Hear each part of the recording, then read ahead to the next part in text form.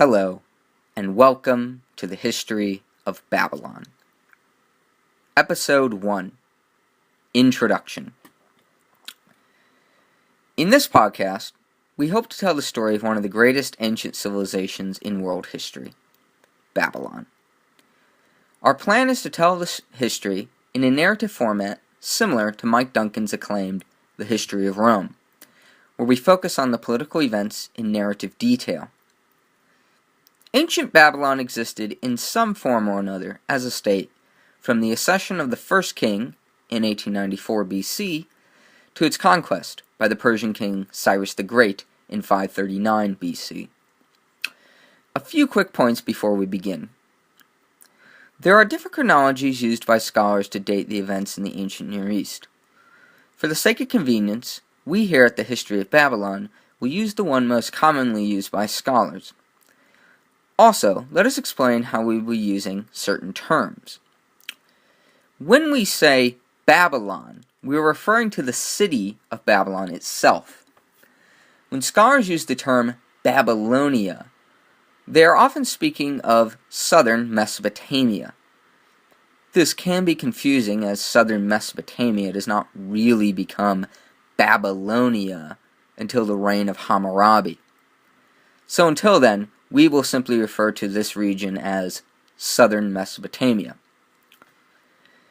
The inhabitants of the region can be described as Babylonian in two ways, ethnically and geographically.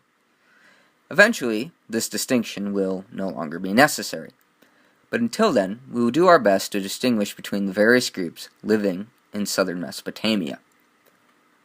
Finally, we will probably butcher any Akkadian or other ancient Near Eastern names. We hope you will forgive any mispronunciations we make.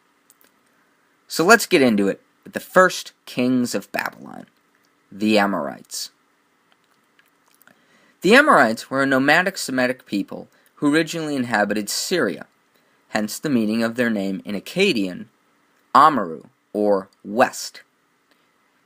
They first made their big splash by lending a helping hand to the Elamites in destroying the Neo-Sumerian Empire at the close of the 3rd millennium. At least, this is how the early 2nd millennium sources portray them. Naturally, the city-dwelling peoples of Mesopotamia viewed the nomadic outsiders as overly violent and savage, because, after all, anyone who actually chooses not to live in a city has got to be a barbarian. Of course, the reality is more complex, and it is difficult to be sure to what extent the Amorites played a role in the fall of Ur. Eventually, though, the Amorites settled comfortably into their new southern Mesopotamian homes, and by the early 2nd millennium began to establish dynasties. By that time, the Amorites were so immersed in Akkadian culture that they become indistinguishable in our sources from the locals. But before we discuss the first kings of Babylon, in particular, we need to get a little background on the political situation in southern Mesopotamia during this time. The last Sumerian Empire, the 3rd dynasty of Ur, fell in 2004 BC to the Elamites. Power in the region soon fragmented, but two cities were able to collect themselves and establish their local power, Isin and Larsa. Until the reign of Hammurabi, these two cities will act as the centers of power in southern Mesopotamia. Other cities like Uruk and Sippar were important too, but Isin and Larsa were where the action was. Despite this duality of power, there could really only be one true king, right? Kingship, after all, was sent down by the gods to one city, after which that city fell. The gods would just give it to another city, creating a seamless line of rulers stretching back since before the Great Flood. Okay, not really. The fact is, the kings list, which come down to us, attempt to portray what were actually contemporary and competing dynasties as one perfect line. Despite this, however, the idea of Mesopotamian kingship was still very strong. In the post-Ur III world, the cities of southern Mesopotamia competed for the title king of Sumer and Akkad, harking back to the great empires of old. How does one go about receiving kingship of Sumer and Akkad from the gods? Control the holy city of Nippur, of course. Nippur was the home of the cult of Enlil, one of the highest deities of the pantheon.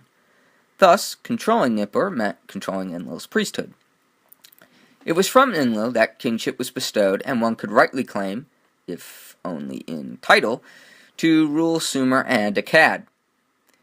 The founder of the Isin dynasty was Ishbi-Era, who served under the last king of Ur.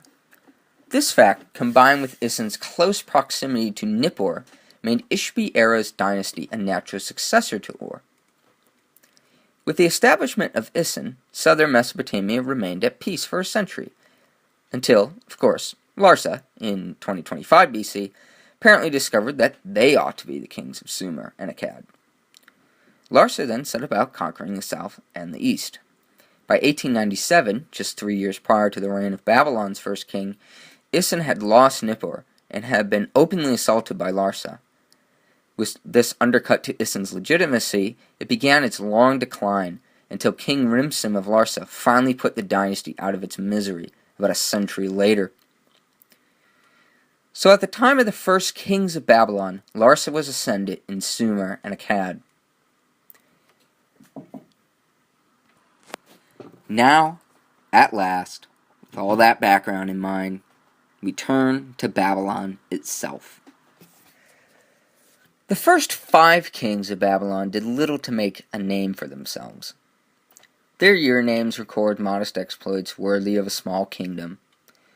But that should not be taken to mean that they did absolutely nothing, or that their accomplishments are completely unimportant.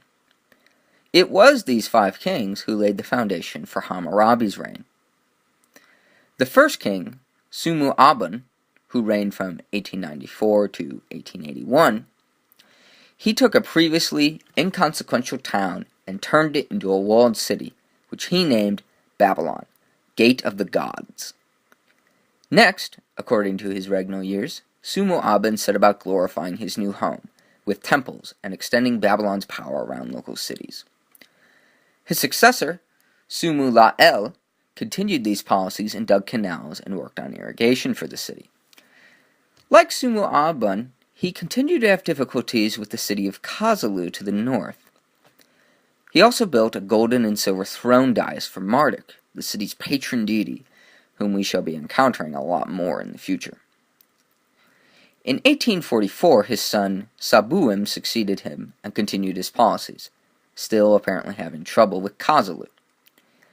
Apelsin, his son, and grandfather of Hammurabi, succeeded him in 1830, and is said again, according to old Babylonian regnal years, to have greatly strengthened the walls of Babylon, so that they were said to stretch to the heavens, or something like that. Finally, in 1812, his son Sin-Muballit, the father of Hammurabi, ascended to the throne. Again, he did little that distinguished himself from his forefathers. However, Kazalu appears to be within Babylonian control by his reign. Most notably, he participated in a failed coalition with Uruk and Isin against Larsa. And, at the end of Sin-Muballit's reign, Larsa had finally captured its rival Isin. At the ascension of Hammurabi, the first 5 kings of Babylon had carved out a small kingdom in northern Sumer and Akkad, including the cities of Kish, Dilbat, Kazalu, Mared, and Sippar. They had also transformed Babylon into a thriving center of economic, political, and religious importance, worthy of its name, Gate of the Gods. Next episode, we will begin our look at the man who became Old Babylonia's greatest king and founded the city's first empire, Hammurabi. Thank you for listening. Please rate, comment, and subscribe. Also, be sure to visit us at thehistoryofbabylon.wordpress.com, and you can also contact us at thehistoryofbabylon@gmail.com.